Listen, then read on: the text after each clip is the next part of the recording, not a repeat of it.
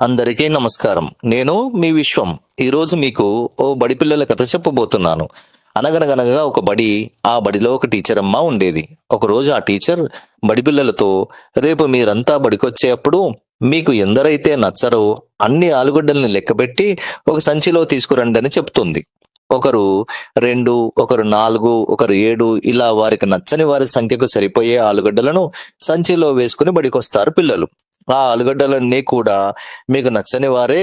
ఆ నచ్చని వారందరినీ ఏం చేద్దామో మీకు చెప్తాను, కానీ ఒక షరతు ఏంటంటే ఆ ఆలుగడ్డల సంచిని ఒక వారం పాటు మీరు ఎటెళ్ళినా మీతో పాటే ఉంచుకోవాలని చెప్తారు టీచర్.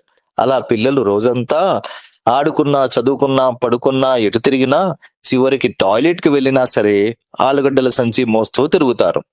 ఇంతలో అందులో కొన్ని ఆలుగడ్డలు కుళ్ళిపోయి భరించలేని వాసన వస్తూ ఉంటుంది. ఇక ఆ పిల్లలు టీచర్ దగ్గరికి వచ్చి, టీచర్ టీచర్ మాకు చాలా ఇబ్బందిగా ఉంది. ఈ ఆలుగడ్డలు చాలా బరువుగా కూడా ఉన్నాయి. పైగా అవి కుళ్ళిపోయి వాసన వస్తున్నాయి. మేమిక వీటిని మొయ్యలేమని అందరూ టీచర్తో విన్నవించుకుంటారు.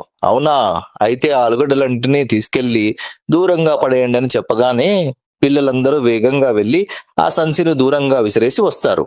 టీచర్ పిల్లలందరినీ ఇప్పుడు మీకు ఎలా ఉందని అడుగుతారు.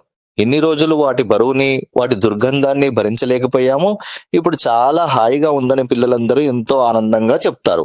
అవి కుళ్ళిపోయిన ఆలుగడ్డలు మాత్రమే కాదు, మీకు నచ్చని వారిపైన మీకున్న ద్వేషపూరితమైన ఆలోచనలు, ఆ ఆలోచనలు కూడా మీ మనసు నుండి తొలగించేస్తే మీ హృదయాలు ఇంకా తేలికై అప్పుడు ఇంకా సంతోషంగా ఉంటారని చెప్తుంది టీచర్.